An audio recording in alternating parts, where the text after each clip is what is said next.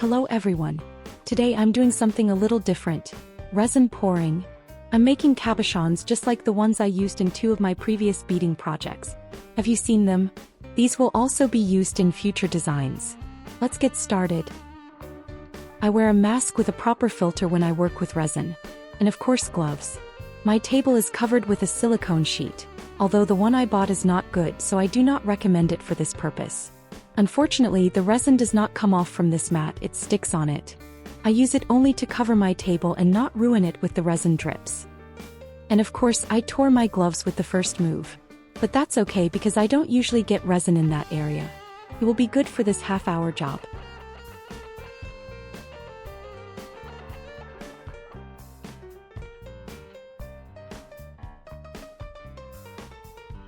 First, I want to show you what I will use today. I use this mold and I will pour resin in the bigger cavities only, the ones that are already pink from the previous pours. And I want to pick up some alcohol ink colors for today's cabochons. My alcohol inks are Luminos and I use the Sinker White from the Piñata. And I want to work with some green colors today. First I chose lime. I didn't use this color at all. I don't know why I chose it. Then I found my kiwi color and I am looking for some yellow. No, I don't want the mango, it is too dark. But I say yes for the lemon. And the Piñata white. These are my chosen colors for that mold. The resin I'm using right now is a 1-to-1 mix. I know I could measure it out using a measuring cup, but I like to be more precise than that, so I like to use a scale to measure the resin accurately. And as you can see, I've used this scale quite a bit, it has resin everywhere. I'm usually careful with it though. I'm going to mix a small batch right now because I just want to show you this Petri dish effect. I try to recycle my things. For example, I've mixed resin several times in this cup that I will use today. I just let the resin cure in it, and since it's that kind of plastic on which the resin cling and doesn't pop out, I just pour the next batch in and it doesn't cause any problems. I use this resin. It is from Colorberry and unfortunately is for geode art. But I'm not a very dedicated resiner and I don't want to spend too much money for this hobby. So as long as I have this resin, I'll use it. When I run out, I'll buy another type that's more suitable for jewelry making. First I weigh the cup. It's happened before that the measurement stopped in the middle of the pouring, and if I know the weight of the cup, I can deduce how much resin is still missing. If I remember correctly, I wanted to mix 20 and 20 grams of resin because I knew that half of it would probably be enough for this little project, and I was right. But the B component ran a little too fast, so I took out the A component again and poured a little more into the cup. I'll speed up this part because I don't think there's anything interesting in it. I'll just pour and measure and pour again. My mixing spoon is recycled too. It originally came with some food, but I didn't use it and I thought it would be perfect for mixing resin. At the end, I just wipe off the excess resin and let that thin layer dry. I also use that spatula thing that is in the ice creams after a good wash, of course. I usually pack and clean on the go. I use 2 types of wipes. I cut a plain kitchen paper towel sheet into 4 pieces and wipe with that on the go. Except when I need to wipe my gloves because then I use baby wipe, it cleans my gloves better. I set a timer for 5 minutes and stir the resin till the timer goes off. I didn't record this part because I didn't want you to just watch me stir something in a plastic cup for 5 minutes. As you can see, this resin is full of bubbles. But this is that type of resin. It is thick and sets quickly. That is why it is recommended for making geodes and tables, because it is very thick. It does not flow very much, and if you pour it flat, you can get the bubbles out of it. Now I have to be careful not to overpour the resin. I have to leave room for the colors in the white. I poured this row nicely, but you will see that I overpoured the other row.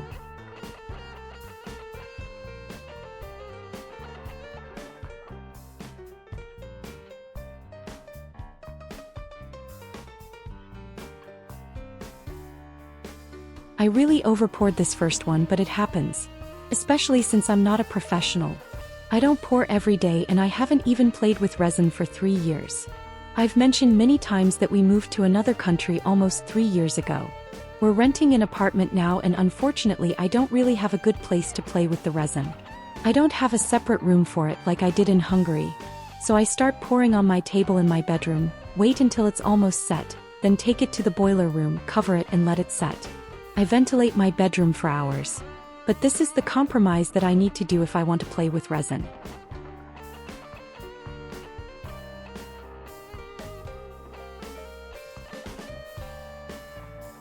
I have a long neck lighter and I try to get out the bubbles.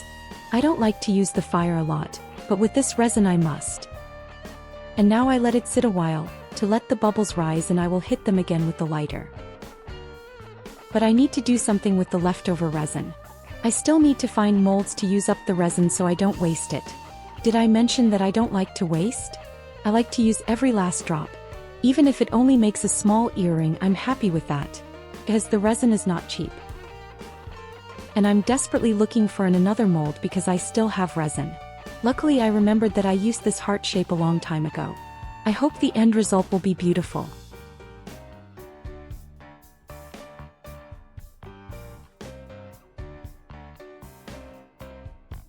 But now I will need more colors for this molds too. I choose from the piñata colors. First the rose color. Then I choose another green color for the second cabochon mold. And I want to find an accent color for the heart mold. And I choose the azure blue. I need to shake up the colors before using them. And I start layering the colors. First I put in the colored alcohol inks, then I drip the white on top of them.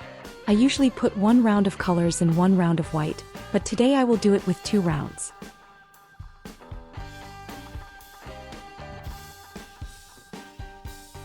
The green is a stronger color and it spreads a lot.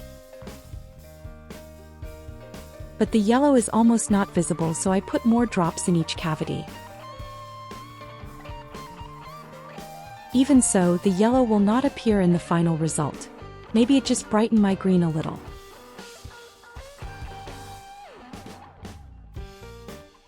And now I drop the white on top of the colors. The white is very heavy, and when it hits the resin start to pull the colors down in the resin. This is the secret behind this technique. The more white you put, the more tentacles or blobs you will have. I will come back and make another round for this cabochons. Now I let them sit a little while. The cabochon made for the pink piano earring has only 1 round of colors in white. And I made that cabochons in this mold. Now I will drop my colors in the second cabochon mold. I will use the piñata green color for it. I don't really like to use the piñata colors because they leave a skin on top of the resin. I will show you that skin a little later. But I wanted to do something else in the second mold. And I do not drop another round in this mold.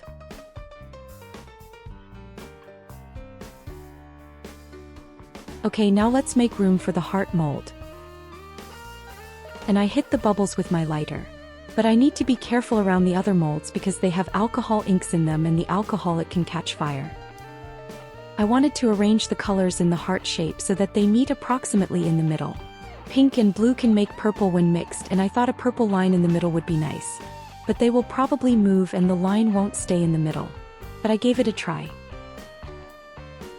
I can already see that they are not evenly distributed in the mold. But that's okay, we'll see in the end whether it will be beautiful or not.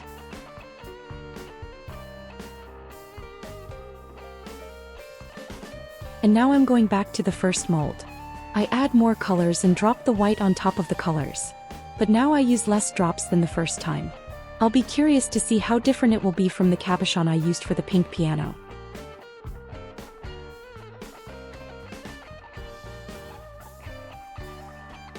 My white is starting to run out. I can feel it when I shake it that there is barely any left at the bottom. Maybe I should look around for a new brand, see if a different brand of white would produce different effect. And now I'm going to double the colors in the heart as well. This is a bigger mold, deeper, and I could put more colors in it. I've played with this mold a lot in the past. I know that I need more colors, 1 layer is not enough. And like you see, the middle line has shifted already. And I know that I cannot fix it. I clean my silicone sheet like crazy because I want it to be clean for a long time. I don't want to replace it anytime soon. That's why I wipe everything off, and if something drips, I immediately reach for the paper and clean it up. I could cut out these parts, but then suddenly a dirty piece of paper appears here and there and you wonder how it got there. And now comes the last drops of the white and I let this resin 1 hour to rest. I'll come back to draw a pattern in this heart shape. I am back and I already see that I don't have my middle line. For this technique I usually use a plastic toothpick like this. They're not as hard and sharp as wooden toothpicks, and it won't scratch my mold if I go deeper than I should. I want to make a zigzag pattern in this heart because I want to make it interesting somehow. I aimed for the middle line thing, but I need to come up with something else. But in the end, instead of a zigzag, I drew a simple spiral. See how the top of the resin moves as I pull the toothpick? That's the skin that formed on top of the resin because of the piñata colors. Look how much skin I can lift with the toothpick. When I work with piñata, I lose so much color every time if I stir the resin for this technique. If I don't remove this skin, I have to put a new layer of resin on top because this layer never really cures. I will be back when the resin is cured. After waiting 12 hours, I want to take them out of the mold.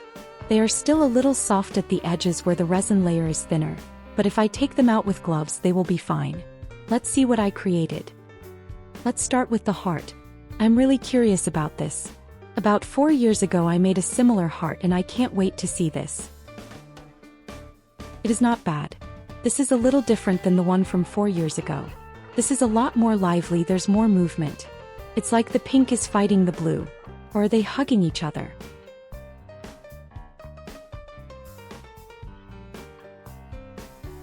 Let's look at the first mold that I poured. In this one I made 2 rounds of colors. I think it will be more similar to the heart than the cabochon from the pink piano earring. Yes, it has long tentacles like the heart. But unfortunately I can't show it very well, so I'll enlarge the picture now, maybe it helps.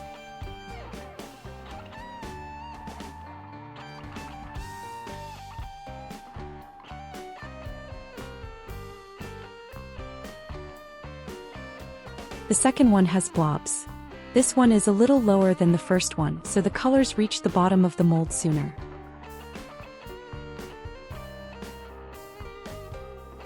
Let's see the smaller one. I don't expect anything more from this than what I saw in the second one, because that's even lower. And yes, there are blobs of white on the surface. I will demold the rest off camera, but I will put a better video and photos of the cabochons. I think I can show you better that way. Here they are together. I will definitely use them and make jewelry with them. I think the bigger cabochons will be perfect for a pendant and the smaller ones for earrings or rings. I don't know what I will make with the heart though. If you have any suggestions, I will be grateful if you share it with me.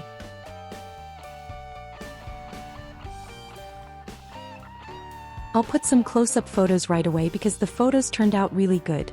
You can clearly see the small tentacles behind the large tentacles in the close-up photos.